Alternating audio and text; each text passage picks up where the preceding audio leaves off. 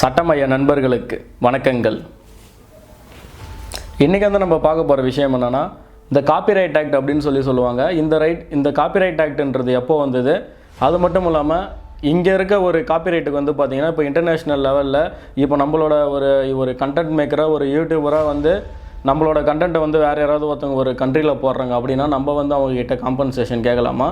அது மட்டும் இல்லாமல் இப்போது நார்மலாக இப்போ நம்ம ஊரில் இருக்க லோக்கல் சேனல்ஸ்லேயே அல்லது வந்து பார்த்திங்கன்னா மற்ற இடத்துல யாராவது வந்து நம்மளோட ஒரு கண்டென்ட் எடுத்து போடுறாங்க அப்படின்னா அதற்கு வந்து காம்பன்சேஷன் அல்லது வந்து பார்த்திங்கன்னா அதற்கு வந்து அடுத்தது நம்ம சட்ட பிரச்சனையை வந்து எப்படி நம்ம அவங்ககிட்ட கொண்டு போகணுன்ற ஒரு விஷயத்தை இன்றைக்கி நம்ம பார்க்க போகிறோம்.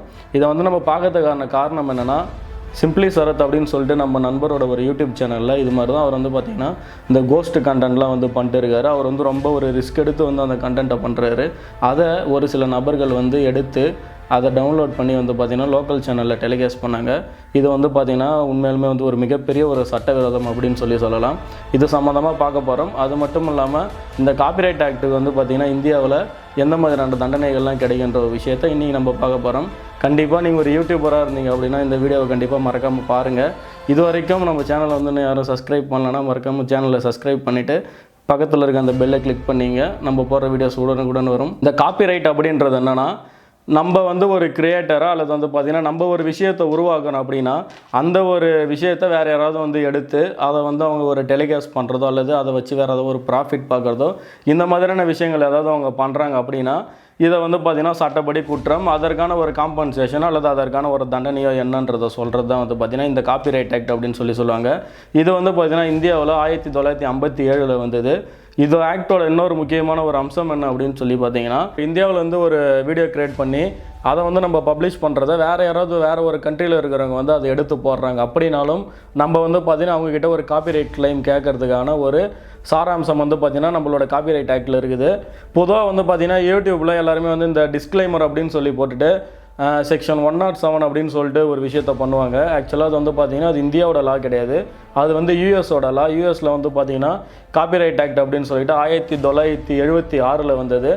அது வந்து பார்த்திங்கன்னா எதற்காகனா ஒரு ஃபேர் யூஸ் அப்படின்னு சொல்லுவாங்க. என்னென்னா, நீங்கள் வந்து ஒரு கண்டென்ட்டை க்ரியேட் பண்ணி இப்போ வந்து ஒரு வீடியோ, இப்போ நம்ம வீடியோவை எடுத்துக்குவோம், நம்ம வீடியோவை வேறு யாராவது ஒருத்தங்க எடுத்து அவங்க சேனலில் போட்டு அதை வந்து பார்த்திங்கன்னா ஒரு கிரிட்டிசைஸ் பண்ணுறது அல்லது வந்து பார்த்திங்கன்னா அதில் ஒரு கமெண்ட் சொல்கிறது, அதுக்கப்புறம் வந்து ஒரு எஜுகேஷன் பர்பஸுக்கு வந்து பயன்படுத்துறது, அதுக்கப்புறம் வந்து பார்த்திங்கன்னா ரிசர்ச் பண்ணுறது, இதெல்லாம் வந்து அதில் அலோவ் பண்ணலாம் அப்படின்னு சொல்லியிருக்காங்க. ஆனால் அந்த சட்டத்தில் காப்பிரைட் ஆக்ட், அமெரிக்காவோட காப்பிரைட் ஆக்டில் வந்து பார்த்திங்கன்னா இதை வந்து நீங்கள் இவ்வளோ ஒரு செகண்ட்ஸ் வரையும் பயன்படுத்தலாம் அல்லது வந்து பார்த்திங்கன்னா இதற்குன்னு ஒரு லிமிட் அப்படின்லாம் கிடையாது. அதை வந்து பொதுவாக ஃபேர் யூஸ் அப்படின்னு சொல்லி அதை முடிச்சிட்டாங்க. இன்கேஸ் வந்து அந்த ஓனர் நினைக்கிறாங்க, அந்த கிரியேட்டர் வந்து அதனால் ஒரு பாதிப்பு ஏற்படுது நினச்சாங்க அப்படின்னா கண்டிப்பாக உங்கள் மேலே வந்து கிளைம் கேட்கலாம். இதுதான் வந்து பார்த்திங்கன்னா அந்த சட்டத்தில் சொல்லியிருக்கு யூஎஸ் ஆக்டில். இதே வந்து நம்ம இந்தியாவை பொறுத்தளவு வந்து பார்த்திங்கன்னா நம்ம பண்ணுற எந்தெந்த ஒர்க்குக்கெலாம் வந்து நம்ம ஒரு காப்பிரைட் வந்து வாங்கி வச்சுக்கலாம் அப்படின்னு சொல்லி பார்த்திங்கன்னா ஒரு மியூசிக்காக இருக்கட்டும் அல்லது வந்து பார்த்திங்கன்னா ஒரு ஆர்ட்டாக இருக்கட்டும், அதுக்கப்புறம் வந்து வேறு ஏதாவது ஒரு ஃபிலிம்ஸ், அதுக்கப்புறம் வந்து பார்த்திங்கன்னா ரெக்கார்டிங்ஸு, ஆடியோஸ், அதுக்கப்புறம் வந்து லிட்ரரி ஒர்க், இதெல்லாமே வந்து பார்த்திங்கன்னா தாராளமாக ஒரு காப்பிரைட் வாங்கி வச்சுக்கலாம். இது வந்து நீங்கள் நார்மலாக ஒரு யூடியூப்பில் பப்ளிஷ் பண்ணுறீங்க அப்படின்னா அதற்கு வந்து ஃபஸ்ட்டு ஓனர் வந்து பார்த்திங்கன்னா அது நீங்கள் தான் வந்து ஆர்த்தர் அப்படின்னு சொல்லலாம். அதை வந்து யாராவது ஒருத்தவங்க எடுத்து போடுறதோ அல்லது அதை வந்து யாராவது யூஸ் பண்ணுறாங்க அப்படின்னா அது வந்து சட்டப்படி குற்றம் அப்படின்ற ஒரு விஷயத்தை எல்லோரும் தெரிஞ்சுக்கணும். இது மட்டும் இல்லாமல் இன்னொன்று, நம்மளோட இந்தியன் காப்பிரைட் ஆக்டில் வந்து பார்த்திங்கன்னா செக்ஷன் 14 ஒரு விஷயம் சொல்லியிருக்காங்க. என்னென்னா, ஒரு ஓனருக்கு வந்து என்னென்ன ஒரு அத்தாரிட்டிலாம் அந்த ஒரு கண்டென்ட் மேலே இருக்குது அப்படின்னு சொல்லி பார்த்தீங்கன்னா அவர் வந்து அதை எத்தனை வேணாலும் ஒரு ரிப்ரொடியூஸ் பண்ணி அதை போட்டுக்கிட்டே இருக்கலாம். அது மட்டும் இல்லாமல் அதை ஒரு டிரான்ஸ்லேட் பண்ணலாம். அதை வந்து பார்த்திங்கன்னா அடுத்த ஒரு லெவலுக்கு எடுத்து போகிறதுக்கு அவர் என்னெல்லாம் பண்ணலாமோ அதை வந்து தாராளமாக அந்த கண்டென்ட்டை வந்து அவர் பண்ணலாம். அதை தவிர்த்து அவர் வந்து வேறு யாராவது அதை பயன்படுத்துகிறாங்க அப்படின்னா கண்டிப்பாக அது வந்து ஒரு சட்டப்படி குற்றமான செயலாகும் அப்படின்ற ஒரு விஷயத்தை தெரிஞ்சுக்கணும். சிம்பிளி சரத்தோட அவங்க நண்பரோட யூடியூப் சேனலுக்கு வந்த பிரச்சனை என்னன்னு சொல்லி பார்த்தீங்கன்னா, அவரோட ஒரு கண்டென்ட் எடுத்து ஒரு லோக்கல் சேனலில் வந்து அதை பப்ளிஷ் பண்ணுறாங்க. அப்போ வந்து என்ன ஆகுது அப்படின்னு சொல்லி பார்த்தீங்கன்னா, இவர் வந்து ஒரு கண்டென்ட் கிரியேட்டராக இவர் வந்து பார்த்திங்கன்னா அவரோட உழைப்புன்றது அந்த வீடியோவுக்கு வந்து ரொம்ப அதிகமாக இருக்குது. அதை வந்து வேறு ஒருத்தவங்க எடுத்து அதை வந்து டெலிகாஸ்ட் பண்ணி அதில் வந்து ஒரு சம்பாதிக்கிறத வந்து பார்த்திங்கன்னா அதில் வந்து ஒரு ப்ராஃபிட் பார்க்குறாங்க. அது வந்து லோக்கல் சேனலாக இருக்கலாம் அல்லது வேறு ஏதாவது ஒரு யூடியூப் சேனலாக இருக்கலாம் அல்லது வேறு யார் வேணாலும் இருக்கலாம். அதை வந்து ஒரு பப்ளிக் வந்து கம்யூனிகேஷன் பண்ணுற அளவுக்கு யாராவது ஒரு விஷயத்தை செய்கிறாங்க அப்படின்னாலுமே வந்து அது ஒரு சட்டப்படி குற்றமான செயலாகும். இதில் வந்து பார்த்தீங்கன்னா 2 ரெமெடி இருக்குது. ஒரு காப்பிரைட் ஆக்டை வந்து யாராவது வயலேட் பண்ணுறாங்க அப்படின்னா ஃபஸ்ட்டு வந்து சிவில் ரெமெடி. அது வந்து பார்த்திங்கன்னா நம்ம நீதிமன்றம் மூலமாக போயிட்டு அதில் வந்து நம்ம அதற்கான ஒரு டேமேஜஸே ஒரு கிளைமையாக பெறது வந்து சிவில் ரெமெடி அப்படின்னு சொல்லுவாங்க. இரண்டாவது வந்து பார்த்திங்கன்னா கிரிமினல் நடவடிக்கை எடுக்கிறதுக்கு ஃபஸ்ட்டு வந்து 6 மாதத்துக்கு குறையாமல் வந்து தண்டனை கொடுக்கக்கூடாது. அதிகபட்சமாக வந்து பார்த்திங்கன்னா 3 வருடம் வரையும் தண்டனை கொடுக்கலாம். ஃபைன் அமௌண்ட் வந்து பார்த்திங்கன்னா 50,000க்கு கீழே இருக்கக்கூடாது. 3 லட்சம் வரையும் ஃபைன் போடுறதுக்கான ஒரு வாய்ப்பு வந்து இந்த சட்டத்தில் இருக்குது. அதே வந்து அவங்க திருப்பி பண்ணுறாங்க அப்படின்னா மீண்டும் வந்து அதற்கான ஒரு ஃபைன் அமௌண்ட் ஏறும்ன்றதை இந்த காப்பிரைட் ஆக்டில் சொல்லியிருக்காங்க.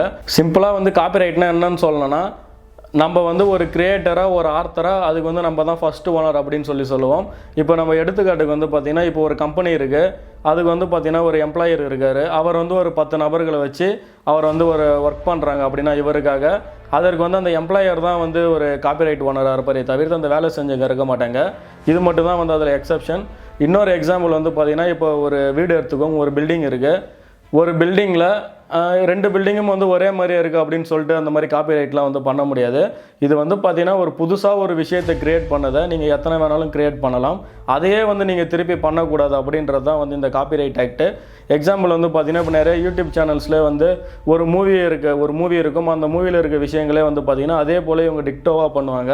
இது வந்து ஒரு காப்பிரைட் வயலேஷன் கிடையாது. அந்த கண்டென்ட்டை எடுத்து அப்படியே போடுறது வந்து காப்பிரைட் வயலேஷன் கிடையாது. அவங்க பண்ண விஷயங்களை அல்லது அந்த வீடியோவை எடுத்து நீங்கள் போட்டிங்க அப்படின்னா வந்து கண்டிப்பாக அதில் காப்பிரைட் கிளைம், காப்பிரைட் ஸ்ட்ரைக் வந்து உங்களுக்கு வரும்ன்ற ஒரு விஷயத்தை எல்லாருமே தெரிஞ்சுக்கணும். இதுதான் வந்து பார்த்திங்கன்னா காப்பிரைட் ஆக்ட். இது வந்து கண்டிப்பாக எல்லோரும் இந்த தெரிஞ்சு வந்து பயன்பெறணும். நீங்கள் வந்து ஒரு யூடியூபராக அல்லது வந்து ஒரு கண்டென்ட் கிரியேட்டராக வந்து பார்த்தீங்கன்னா கண்டிப்பாக நீங்கள் ஏதாவது ஒரு சில வீடியோஸை எடுத்து வேறு ஒருத்தவங்கள்ட்ட எடுத்து நீங்கள் போடுறீங்க அப்படின்னா அதை ஒரு கிரிட்டிசைஸ் பண்ணுறதுக்கோ அல்லது அது ஒரு எஜுகேஷன் பர்பஸுக்கு, அதாவது ஒரு ப்ராஃபிட் இல்லாத வேலைக்கு நீங்கள் பண்ணீங்க அப்படின்னா எந்த ஒரு இஷ்யூவுமே கிடையாது. அதில் வந்து ஏதாவது உங்களுக்கு ப்ராஃபிட் வருது அல்லது அதுக்கான ஒரு முயற்சி நீங்கள் பண்ணுறீங்க அப்படின்னா கண்டிப்பாக உங்களுக்கு சட்ட பிரச்சனைகள் வரும். இதுதான் வந்து பார்த்திங்கன்னா இந்த காப்பிரைட் ஆக்ட் சொல்கிறது. நம்ம ஃப்ரெண்ட் சேனலில் வந்து பார்த்திங்கன்னா இது மாதிரி ஒரு விஷயம் தான் நடந்தது. அவரை வந்து அவரோட அந்த ஃப்ரெண்டோட நல்ல மனசுக்கு வந்து பார்த்திங்கன்னா அவரை வந்து வார்ன் பண்ணி விட்டுட்டாரு, நீங்கள் இதுக்கப்புறம் போடாதீங்க அப்படின்னு சொல்லிட்டு. இன்கேஸ் அதை வந்து வேறு மாதிரி எடுத்துகிட்டு போயிருந்தாங்க அப்படின்னா கண்டிப்பாக அதற்கு நம்ம ஒரு பெரிய காம்பன்சேஷன் வாங்கியிருக்கலாம். இதுதான் வந்து பார்த்திங்கன்னா இந்த காப்பிரைட் ஆக்ட்டு. கண்டிப்பாக எல்லோரும் பயன்பெறுங்க. கண்டிப்பாக யூடியூபராக இருந்தீங்கன்னா இந்த வீடியோவை கண்டிப்பாக எல்லாருக்கும் ஷேர் பண்ணுங்கள். மறுபடியும் உங்களை இன்னொரு வீடியோவில் சந்திக்கிறேன். நன்றி, வணக்கங்கள்.